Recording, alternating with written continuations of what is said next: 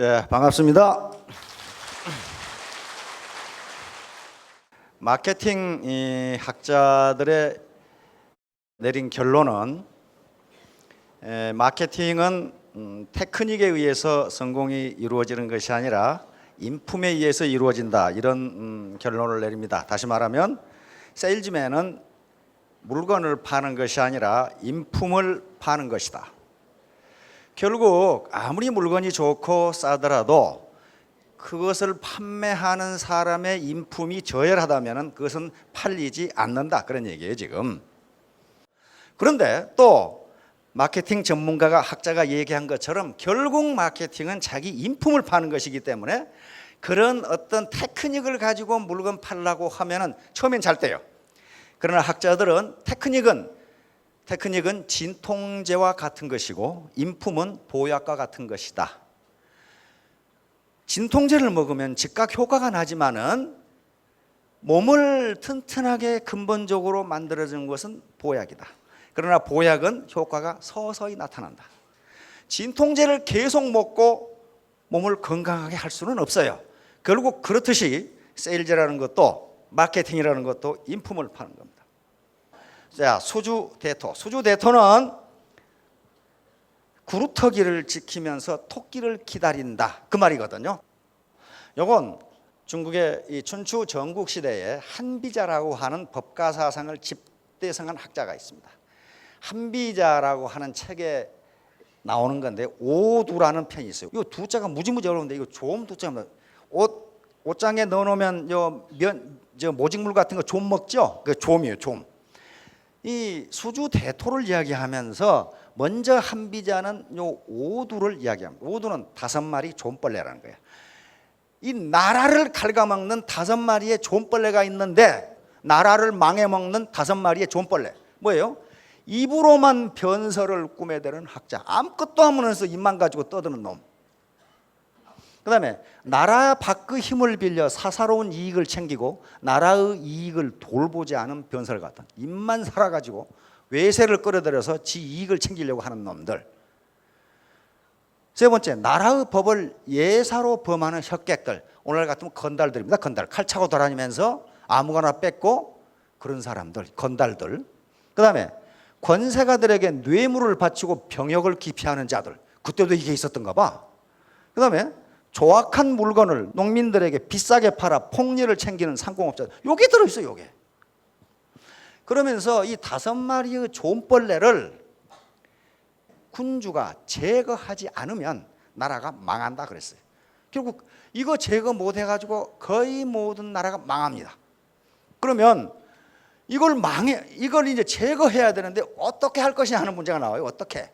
그러니까 춘추 전국 시대니까 공자라든가 묵가라든가, 즉 유가, 묵가는 뭐라고 하느냐면 옛날에 훌륭했던 임금들, 요순, 우탕, 윤임금, 순임금 기억하시죠?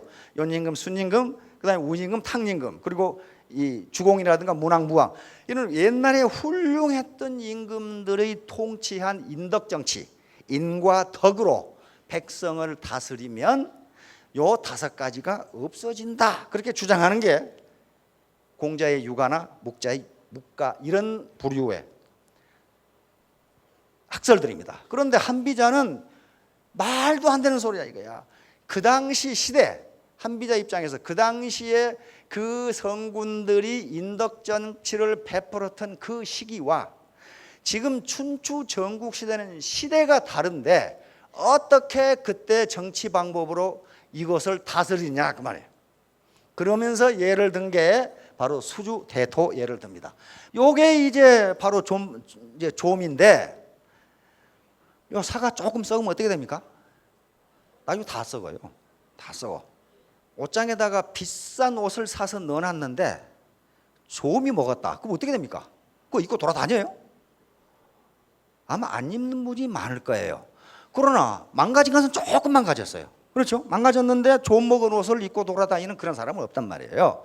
그렇듯이 여기서 우리가 돌아봐야 할 것은 나 자신이 이제 뭐 한비자가 그랬건 말건 나 자신을 좀 먹는 것은 없는가? 좀은요, 조금만 먹어도 다른 사람은 그것을 좀 먹었다고 그러지 완벽한 물건으로 생각하지를 않아요. 어떤 사람이 거짓말을 10%를 하고 참말을 90%를 하면은 그 사람은 말을 90%는 믿고 10%는 안 믿는 게 아니라 전체를 안 믿어요. 그렇잖아요.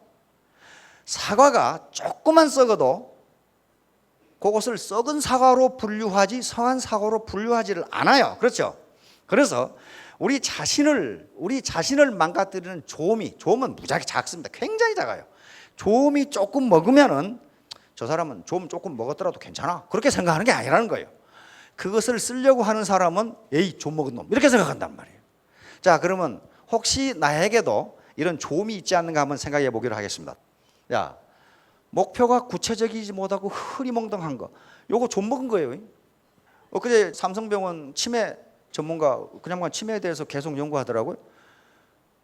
근데 그 양반이 그러더라고. 목표가 뚜렷하게 있는 사람은 치매에 잘 걸리지 않는다 그러더라고요. 통상 치매에 걸린 사람들을 보면은 아무 목표가 없고 흐리멍덩한 사람이다.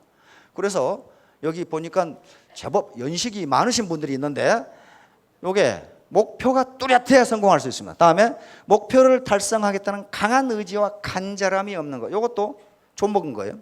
그 다음에 부지런하지 못한 것. 부지런하지 않고서는 절대로 성공 못합니다. 입으로만 하고 행동으로 옮기지 않는 것. 이건 언행불일치. 이건 성공한. 이것도 좀 먹은 거예요.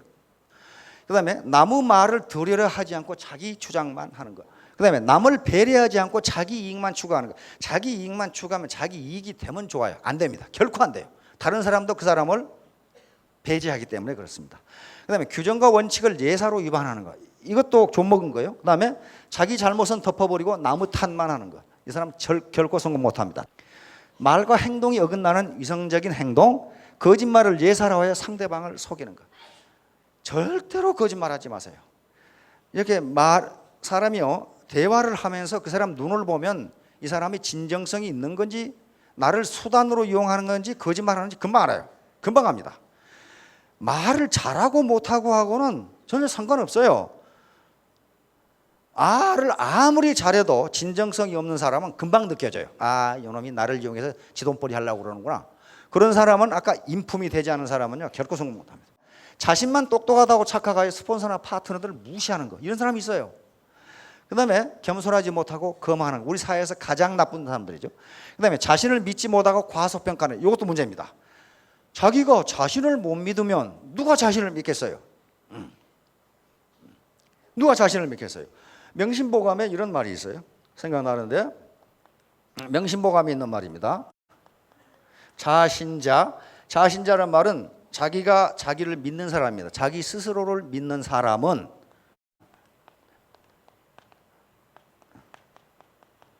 이렇게 돼 있어. 명심보감에 다른 사람도 너를 믿어준다. 그러면 인혁신지. 자기가 자기를 믿는 사람은 나는 자신 있다. 나는 할 수 있다. 나는 해낼 수 있다. 이렇게 자기가 자기를 믿는 사람은 인혁선지. 다른 사람도 또한 너를 믿어준다.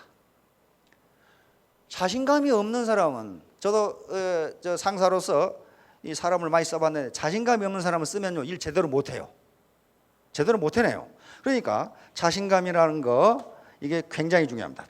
그냥 자신을 믿지 못하는. 그 다음에 노력은 안 하고 묘수나 비법만 찾는 거. 이 말 질문 많이 받습니다.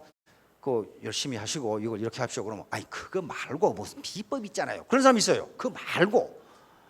그거 비법 없어요. 알 만큼 안다고 생각하여 배우려 하지 않는 거. 이거 무지죠. 그 다음에 자기 개발, 도전보다 행운만 기대. 이런 사람들이 있어요. 재수는요. 운은 돌아다니는데 누구에게 가느냐면 강자에게 가요. 강자.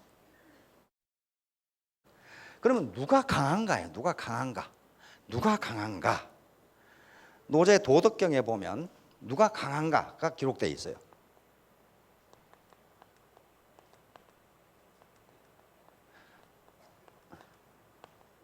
누가 강하다고 그랬어요? 자승자 강. 자기를 이기는 사람이 강하다. 도덕경에 있는 얘기입니다. 자, 자승자 강이니까 이 운은 강자에게 가는데 강자는 누구냐? 자신을 이기는 사람. 자신.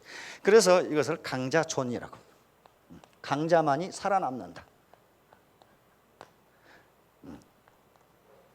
그러니까 강자존이니까 강자만이 살아남으니까 강자가 무슨 뭐 완력이 세다든가 그런 사람이 아니고 자신을 이기는 사람이 강하다. 그 사람에게 운은 간다. 그러니까 운이 없다. 나는 뭐 하는 일마다 재수가 이렇게 없느냐.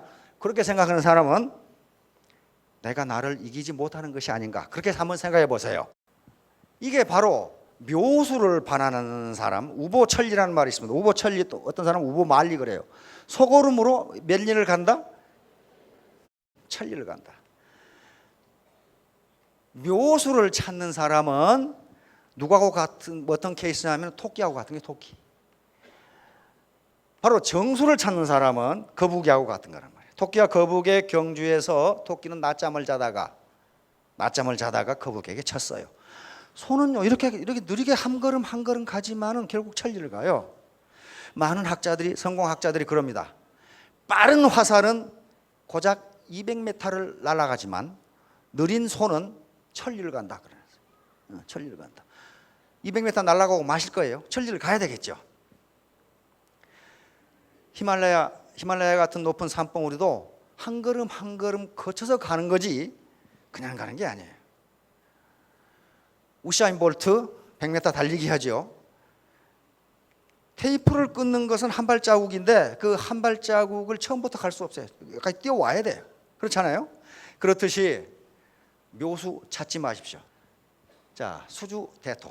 이게 무슨 얘기냐면은 바로 그 5마리의 5가지의 조음을 없애야 되는데 자꾸 유가나 무가학자들이 옛날에 그 인덕 정치를 갖다가 지금 베풀면 될 텐데 춘추 전국시대 맨날 싸운다. 그러니까 한비자가 그 얘기는 시대가 다르고 지금 상황이 바뀌었는데 그거 가지고 되지 않는다.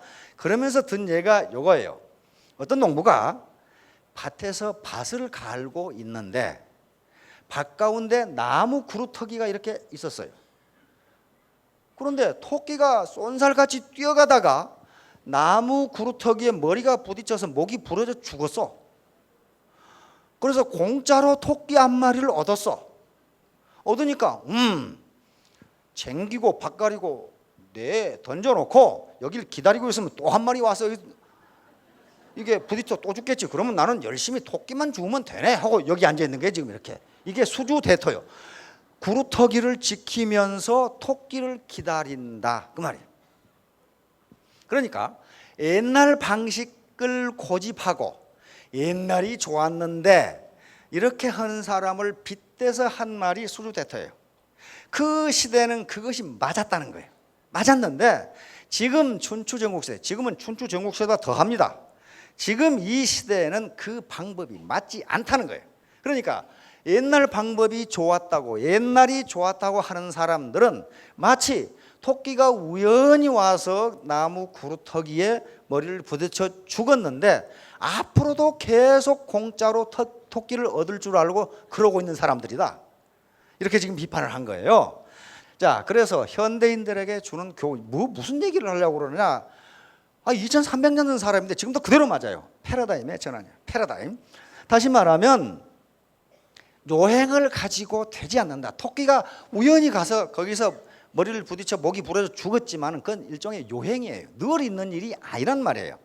이 패러다임이라는 말이 나오는데 패러다임은 현상을 보는 눈, 현상을 어떻게 보느냐. 그리고 또 사고의 틀이에요. 사고의 틀. 그러니까 지금은 지식정보화 시대고 학자들은 벌써 지식정보화 시대를 넘어서 창조 시대로 넘어갔다고 그래요. 그래서 우리 경제도 창조 경제가 돼야 된다고 그렇게 이야기한단 말이에요. 그런데 아직도 옛날 농경 시대나 산업화 시대 밥벌이 방법 이것이 좋았는데 그렇게 되면 수주대토하고 같다 그런 말이에요. 여기에 지금 락는 행운입니다. 행운. cannot replace effort. 그랬어요. 어떤 행운도 노력을 대체할 수는 없다. 다시 말하면 아무리 행운이 있더라도 노력하지 않으면 안 된다. 지금 그런 얘기예요. 지금. 자, 공짜 토끼는 없다. 인간이 무언가를 얻으려면 거기에 대한 대가를 반드시 지불해야 됩니다. 이것을 경제학에서는 기회비용이라고 합니다. opportunity cost라는 거예요. 여기에 반드시 benefit이라고 하는 편익이 있으면 이쪽에 로스, 코스트가 있어요. 공짜로 얻는 법은 없어요. 공짜로 얻는 법은 없어요. 세상에. 공짜가 없다는 걸 이렇게 나타냅니다. 나타내요. 이게 프로덕션 파서빌리티 커브라고 하는 생산 가능성 곡선이에요. 우리가 이쪽에 식량을 생산하고 이쪽에 컴퓨터를 생산한다고 가정하겠습니다. 우리 이쪽이 군수품이라고 해도 좋고 이쪽이 민수품이라고 해도 좋고 어느 걸 잡아도 마찬가지예요. 그런데 이때 이 곡선은 반드시 이렇게 됩니다. 이것이 안으로 이렇게 꼬부라졌다는 건 그렇지가 않아요. 반드시 이렇게 돼요. 이건 경제학에서 발견한 하나의 사실입니다. 이론적으로 이렇게 되는 게 아니고 실제로 국민 경제가 이렇게 돼요. 그러면 여기는 식량을 10일만큼 생산하고 컴퓨터를 5만큼 생산해요. 그런데 컴퓨터를 더 많이 생산하려면 식량 생산을 줄여야 된다. 반드시 줄여야 된다. 반드시.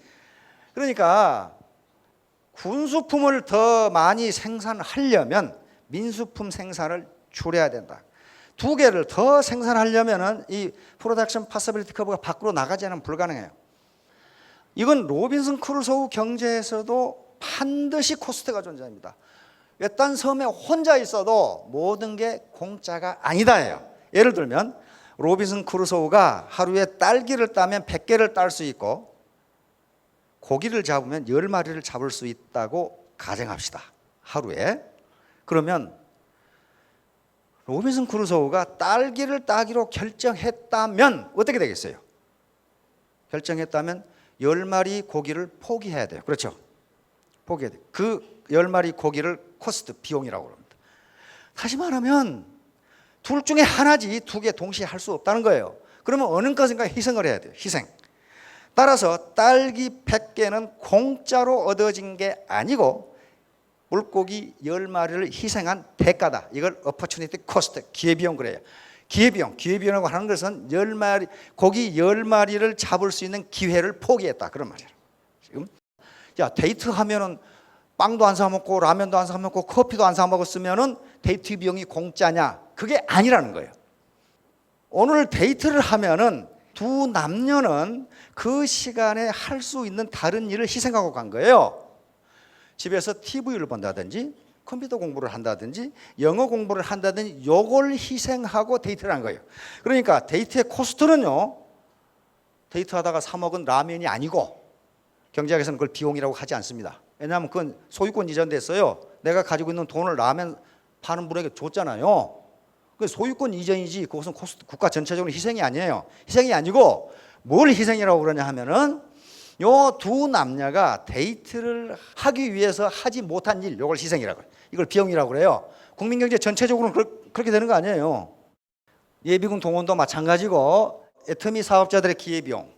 통상은 기회비용을 어떻게 치냐 하면은 내가 애터미 사업을 하기 전에 내 구멍가게를 하면서 한 달간 200만 원을 벌었다. 근데 그걸 때려치우고 애터미 사업을 하기로 했다. 그분의 기회비용은 얼마가 됩니까? 200만 원이에요. 그걸 200만 원, 그걸 코스트라고 그래. 그걸 코스트라고 그래. 다시 말하면 내가 200만 원을 벌 수 있는 기회를 포기했잖아요. 그걸 코스트라고 그래. 국민 전체적으로 거의 다운되거든. 그래서 코스트라고 그래. 그런데 애터미 사업을 하기 전에 백수였다. 그럼 어떻게 되나? 기회비용이 제로가 돼요. 잃어버린 게 아무것도 없어. 잃어버린 게. 그러나 그런 경우에도 암묵적인 코스트가 발생합니다. 애터미 사업을 하기 전에 내가 매일 등산을 갔다. 그런데 이 사업을 하면서 등산을 못 간다. 그랬을 때는 애터미 사업이 공짜로 되는 것이 아니고 등산 갈 수 있는 기회를 포기하고 되는 거예요. 그래서 그것을 코스트라고 합니다. 그래서 애터미 사업에서 얻는 편익, 베네핏이, 이득이 등산 갔을 때 얻는 이득보다 적다면 그만두는 게 나아요. 손해거든요, 손해. 그렇잖아요? 자, 이게 코스트 개념이에요. 무에서 유를 창조한다? 요 구호는 좋아요, 구호는. 근데 경제학적으로는 말도 안 되는 소리예요. 무에서 유를 창조할 수가 없어요. 요건 신의 영역이에요. 신의 영역. 구호는 좋은데 왜? 기회비용이라는 개념이 있으니까 그래요. 반드시 어떤 베네핏을 얻으려면, 어떤 편익을 얻으려면 무언가를 희생하지 않으면 안 돼요. 다시 말하면 내가 애터미 사업을 하려면은 뭔가 비용을 지불해야 되는데 그 비용이 뭡니까? 좋아하는 연속국 포기해야 되고, 그렇죠? 동창회 가서 노닥거리는 거, 수다 떠는 거 포기해야 되고, 아이들 돌보는 것 일부 포기해야 되고, 그렇죠? 그게 코스트예요. 그 코스트를 지불하지 않고 다른 베니핏을 얻을 수 없다예요. 이게 경제학의 기본 이론이에요. 기본 이론. 반드시 베네핏에는 코스트가 따른다. 연속극 보지 말아야 되고, 동창회 나가는 거 줄여야 되고, 개회 모임 나가는 거 줄여야 되고, 경조사 가는 거 줄여야 되고, 얘 돌보는 시간 줄여야 되고, 이걸 코스트라고 그래요. 이걸 코스트. 자기가 희생하는 거, 이걸 코스트라고 그럽니다. 그것이 없이는 베네핏을 얻을 수 없답니다. 옛날에 연금술, 굴이나 쇠나 나비나 이것 가지고 금 만든다고 그랬는데 못 만듭니다. 못 만들어요. 만들 수가 없어요. 그 코스트가 금을 가지고 금을 만드는 거지 다른 걸 못 만들어요. 오늘 하려고 하는 결론은요, 바로 이 패러다임 문제입니다. 내가 세상을 어떻게 볼 것이냐. 패러다임이에요. 패러다임은 어떤 현상이 아니고 현상을 보는 눈이에요. 눈. 그러니까 패러다임은 마치 병아리가 달걀을 깨고 나오는 것처럼 이 달걀 속에 계속 들어있어 가지고는 성장하지를 못해요. 이걸 깨고 나와야 된단 말이에요. 컵에 물이 절반이 차 있을 때 우리가 늘 하는 얘기입니다. 그 현상, 객관적 현상은 똑같아요. 근데 어떤 사람은 아직도 반이나 남아있네, 어떤 사람은 반밖에 없네. 그게 패러다임이에요. 현상이 바뀐 게 아니에요.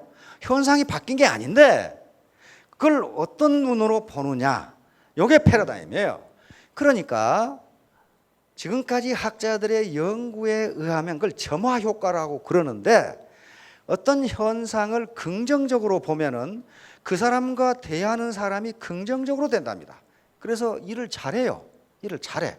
그러니까 내 파트너, 특히 스폰서의 입장에 있는 사람들이 파트너를 우습게 본다든가 부정적인 말을 하면은 그 사람이 나가는 걸음걸이가 달라진다 그런 말이죠. 그게 점화 효과예요. 점화 효과. 자, 포옹 관유. 이것도 한번 생각해 보세요. 공자의 제자 중에 자공이라는 10대 제자 중에 아주 탁월한 제자가 있습니다. 특히 정치에 능했고, 이제 다시 말하면 돈벌이에 능해서 엄청나게 많은 부를 축적한 사람입니다. 오늘날 공자가 이렇게 유명해진 것은 자공이라는 이 제자 때문에 그랬어요. 당시 춘추시대, 춘추전국시대에 공자는 그렇게 유명한 사람이 아닙니다. 제자 100가 중에 하나 있을 뿐이고, 그 당시에 가장 유명한 것은 묵가였습니다. 묵가. 그리고 도가, 법가, 그리고 음양가, 이런 것이 유명했지 유가는 그렇게 유명하지가 않았어요. 그런데 자공이라는 10대 제자 이산에 많은 돈을 벌어서 스승을 알리는데 그 돈을 다 썼어요. 그래서 막 공자가 뜨게 됩니다. 뭐 내용이 공자의 사상이 나쁘다 그런 건 아니에요. 이런 제자, 그러니까 여러분들도 자공 같은 파트너를 하나 만나면 스폰서는 자동적으로 성공해. 그렇죠? 스폰서는 자동적으로 성공해.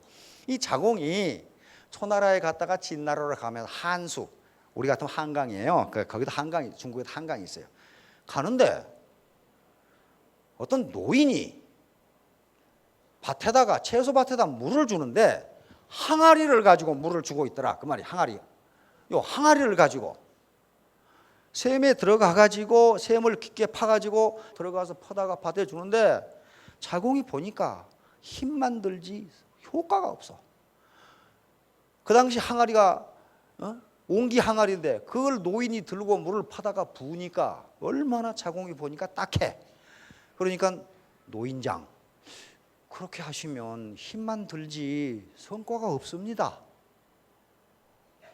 지금 좋은 장치가 있습니다. 좋은 기계가 있는데 그걸 쓰시지요. 다시 말하면 옛날 길게 돼가지고 이쪽에 물 두레박이 있고 여기서 이렇게 했다가 밟으면 착 올라가고 하는 거 있죠. 그거예요. 그거. 그 두레박이라는 것이 있는데 그걸 가지고 물을 퍼 올리면 하루에 200이랑, 그러니까 넓은 밭에 물을 댈 수 있습니다. 그렇게 하시죠. 그렇게 하면 힘도 덜 들고 성과도 좋습니다.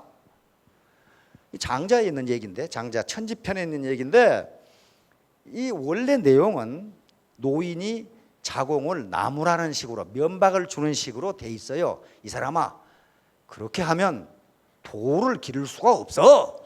돌을 기르려면은 물 항아리로 퍼다 부어야, 그런 얘기예요. 그런데 이 얘기가 뒤에 뜻이 바뀌어 가지고 옛날 것을 고집하면서 계량도 안 하고 개선도 안 하는 아주 우둔한 자를 일으킬 때 이렇게 해요. 옛날이 좋았어. 옛날 걸 그대로 해야지 뭘 바꿔 하는 사람을 포옹관주라고 합니다. 다시 말하면 항아리를 끌어안고 밭에다 물 주는 놈, 그 말이에요. 거기에 이런 수차가 있는데 이렇게 하면 될 걸 왜 이렇게 안 씁니까? 그러니까 이렇게 하면 도를 통할 수가 없어. 그렇게 대답했단 말이에요 지금. 그래서 뒤에 포옹관유는 바꿔야 되는데 계량할 수 있는 방법이 있고 그 계량된 것이 있는데 옛날 것만 고집하면서 고생만 하고 있는 우둔한 자, 졸렬한 사람, 이걸 포옹관유라고 그래요. 이렇게 되면 안 되겠죠. 옛날 치즈 창고에 치즈는 다 먹고 없어요. 그러면 새 치즈 창고를 찾아야 됩니다. 찾아야 되는데 그렇게 하지 않는 사람을 항아리로 물 주는 노인 같다, 이렇게 이야기를 한 겁니다. 그래서 이런 거예요. 낡은 패러다임에 얽매여 혁신을 기피하는 우둔한 태도나 사고방식, 이것을 포옹관유인데 이렇게 해서는 안 된다는 게 수주대토예요. 여기 계시는 분들도 옛날 패러다임을 가지고 계신 분들이 있을 수가 있어요. 있는데 패러다임이라고 하는 토마스 쿤이라는 학자, 20세기 가장 위대한 과학자 중에 한 사람입니다. 과학철학하는 양반인데 이거하고 똑같다고 그랬어요. 옛날에 천동설에서 우주의 중간에 지구가 있고 태양이 이렇게 지구를 돈다. 근데 태양을 가운데 집어넣고 태양을 이렇게, 이게 지동설로 바뀐 건데 패러다임의 변화는 이것하고 같다 그랬어요. 서서히 변하는 게 아니라 어느 날 갑자기 그렇구나 하고 바뀌는 게 패러다임입니다. 그러면서 뭐라고 이분은 설명하고 있냐 하면은 과학혁명 구조라는 책에서 패러다임은 마차가 전차로 바뀌는 것과 같다 그랬어요. 갑자기 그렇게 바뀐다. 갑자기. 그러니까 이 현상을 보는 눈이 갑자기 바뀌는 거지 서서히 바뀌는 게 아니다. 컵에 물이 절반이 들었을 때에 절반이나 아직도 반이나 남았네, 절반밖에 안 남았네, 이건 순간적으로 바뀌는 거지 계속 연구해보고 바뀌는 게 아니라는 거예요. 사고방식이라는 것은. 요 예를 토마스 쿤이 들었어요. 여기 뭐예요 이거? 아주 이렇게 보면 아름다운 아가씨 같고 이렇게 보면 마녀 할멈 같죠. 요건 이쪽으로 보면 토끼 같고 이쪽으로 보면 오리 같아요. 패러다임은 이것과 같다 그랬어요. 이것과 같다. 이것을 토끼로 봤을 때, 이걸 오리로 봤을 때 행동이 달라진다는 거예요. 이걸 아리따운 아가씨로 보는 거하고 이걸 마녀 할멈, 마귀 할멈은 여기가 입이고 이게 코예요. 이렇게 보는 거하고 이게 턱이고, 이거 귀 부인으로 보면 이게 목이고 이게 목걸이고 그렇잖아요. 뭘 중심으로, 초점을 뭘 중심으로 보느냐에 따라서 아가씨가 되기도 하고 마귀 할멈이 되기도 해요. 이걸 하버드 대학에서 실험을 했는데 맨 처음에 아가씨를 본 사람은 이걸 아가씨라고 주장하는 거예요. 맨 처음에 마귀 할멈을 본 사람은 이게 마귀 할멈이라고 주장하는 거예요. 나중에 놓고 보니까 둘 다야. 그러니까 지금까지 자기가 뭘 보고 어떻게 생각하면서 살아왔느냐가 현재 자기의 패러다임을 정한다는 거예요. 그걸 거의 틀렸다면 바꾸라는 거예요.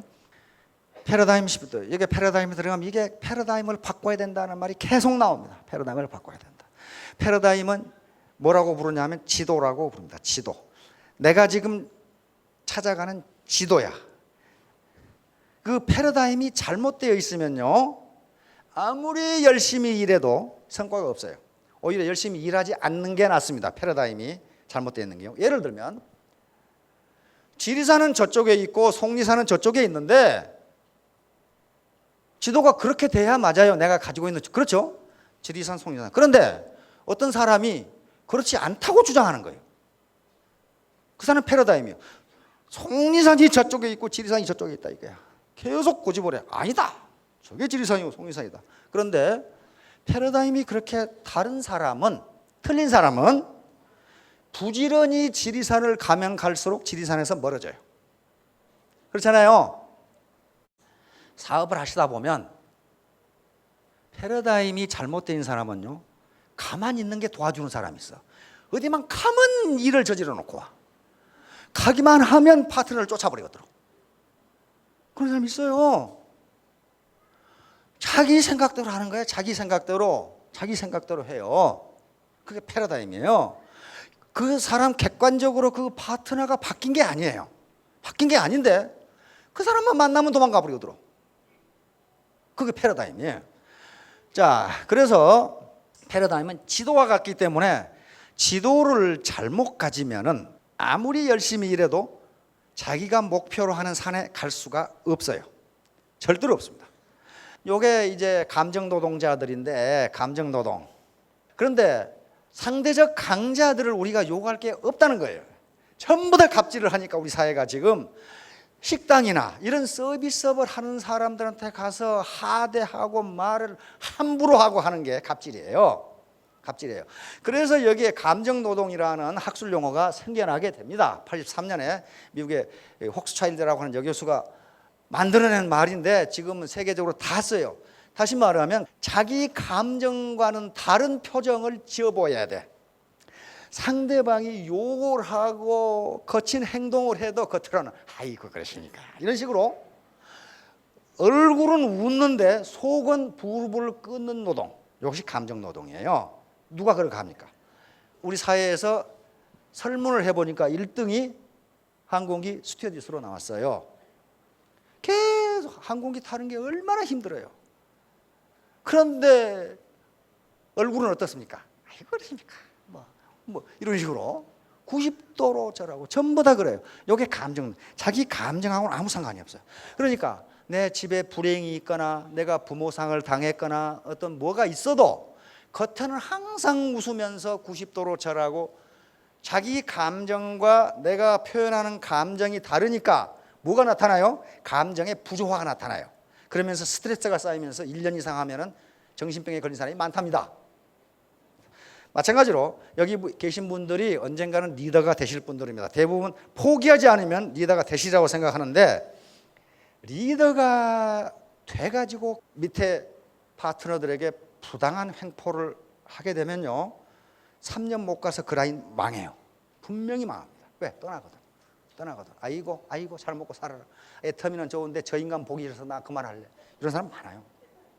그래서 혹시 자기 라인이 안 된다고 생각하신 분은, 다른 라인에 비해서 안 된다고 생각하신 분은 내가 혹시 갑질하고 있지 않느냐 하는 걸 생각해 보세요. 자신도 모르게 갑질을 해요. 내가 누군데 나에게 허락도 안 받고 뭘 해?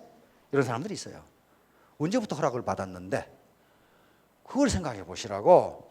자, 애터미는 분명히 제가 지금까지 파악하기로는, 그리고 현재까지는 착한 기업입니다. 선한 기업이에요. 많은 일자리와 소득을 창출합니다. 단지 포기하지 않고 끝까지 밀어붙이면 성공하실 수 있습니다. 모든 분들이 성공하시기 바랍니다. 감사합니다.